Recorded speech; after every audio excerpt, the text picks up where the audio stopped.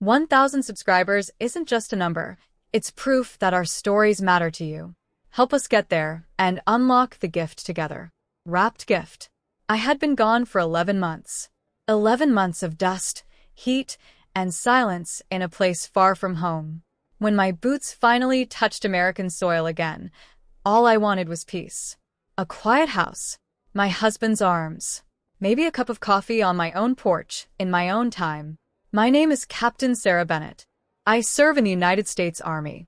And when I came home that afternoon, I thought the hardest part of my life was already behind me. I was wrong. The taxi dropped me at the end of the driveway. I remember the smell of fresh-cut grass, the sound of birds, the warm light hitting the front windows of the house my husband and I had bought together 3 years ago. It was small, but it was ours. Every brick, every wall, we had earned it. I walked up to the door, my duffel bag over my shoulder, my heart racing with excitement. And that's when the doorbell rang, but not for me. It was already ringing when I reached the porch. Standing there, with 2 large suitcases at their feet, were my mother-in-law, Diane, and my sister-in-law, Kelsey.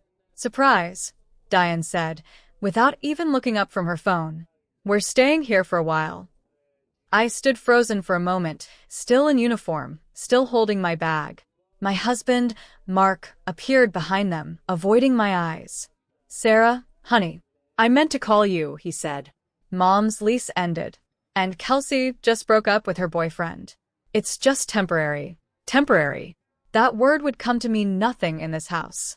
Before I could even set my bag down, Diane pushed past me into the living room like she already owned it.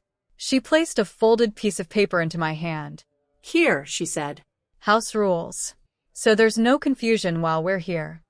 I opened it slowly. My eyes scanned down the list. No military boots inside the house.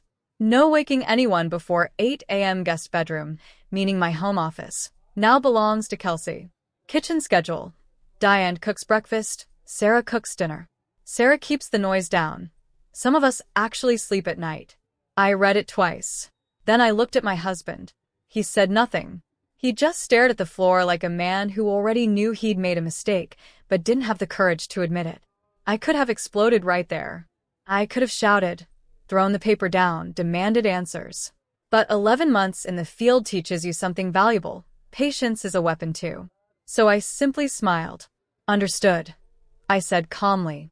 "I'll go get settled." Diane looked almost disappointed that I didn't argue. Kelsey smirked and dragged her suitcase toward what used to be my office, the room where I kept my awards, my letters, my late father's flag. That night, I lay next to Mark in silence, staring at the ceiling. He tried to explain, tried to apologize in that soft, guilty voice of his. But I wasn't listening to his words anymore. I was already planning. Because there's one thing people forget about soldiers. We don't get angry loudly. We get quiet. And quiet is far more dangerous. The next morning, at exactly 5 o'clock, my alarm went off.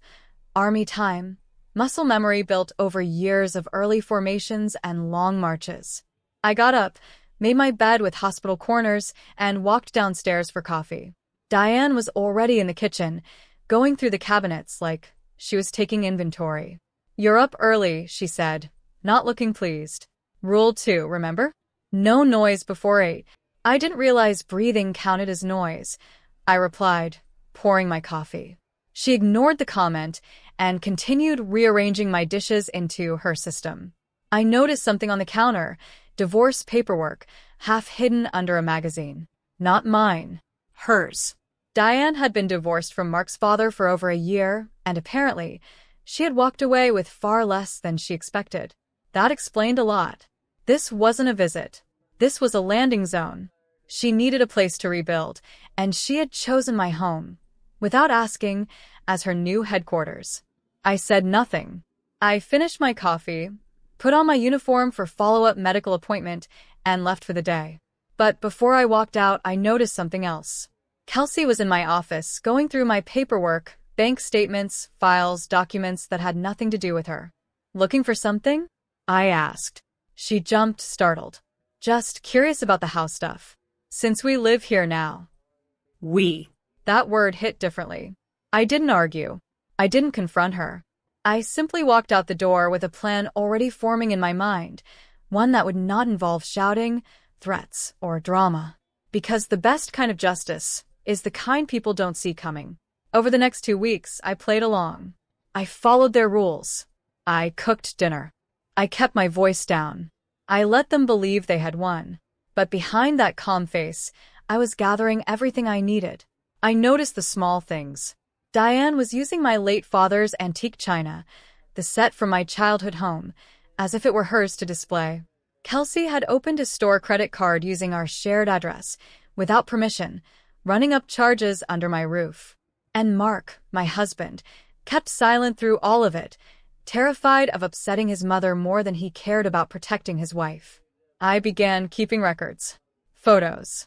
Screenshots of the credit card notifications that came to our shared email. Copies of house rules Diane had posted on the fridge, proof of her attempt to control a home that legally belonged to me and Mark, not her. Because here's something people don't know about military spouses. We're taught to observe, document, and prepare before we ever act. One evening, I sat down with Mark, calm and steady. "We need to talk," I said. "About your mother, about Kelsey, about this house." He sighed, rubbing his temples. "Sarah, please don't make this harder than it is." "I'm not making it hard," I said. "I'm making it clear. This is our home, Mark. Not a shelter. Not a hideout from your mother's divorce. Ours." For the first time in weeks, he looked at me, really looked at me. "You're right," he finally said. "I let this go too far." That night, for the first time since I came home, my husband and I made a plan together. The next morning, I set my alarm for 5 a.m. again. But this time, it wasn't just coffee I was preparing. At exactly 5 o'clock, I turned on every light in the house. I gathered every piece of evidence, the credit card statements, the screenshots, the photos of the house rules, even the antique china Diane had taken without asking. I set them neatly on the kitchen table. By 6 a.m., Diane and Kelsey stumbled downstairs, annoyed at the noise. "What is all this?" Diane snapped, eyeing the papers. "This," I said calmly, "is us talking." Finally, I explained everything. The credit card opened under our address without consent, the invasion of my private office, the disrespect toward a home that Mark and I had built stone by stone while I was risking my life overseas. Kelsey turned pale. Diane's face twisted with anger. "This is still my son's house too," she shouted. "No," Mark said firmly, stepping beside me. "It's Sarah's and mine. And Mom, you've overstepped." For the first time, Diane realized her golden boy wasn't going to protect her from the truth anymore. We gave them 2 weeks to find a new place.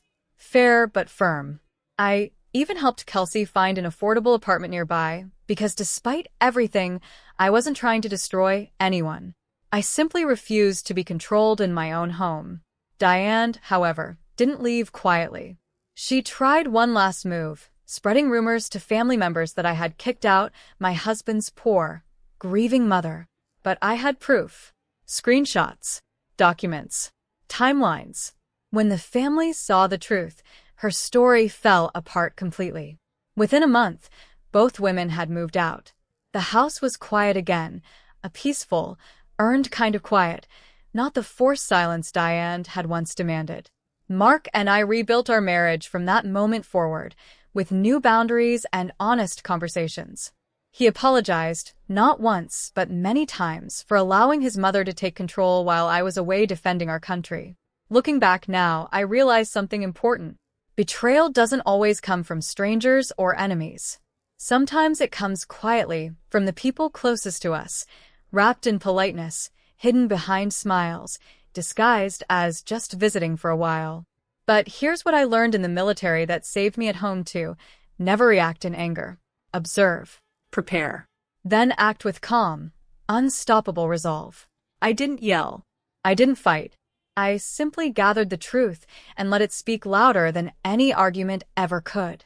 To anyone watching this who has ever felt pushed out of their own life, their own home, their own peace, remember this. Silence is not weakness. Patience is not surrender. Sometimes, the quietest people are simply waiting for the right moment to stand their ground. And when that moment comes, stand tall. Because just like a soldier returning home, you deserve to walk through your own front door and finally breathe easy.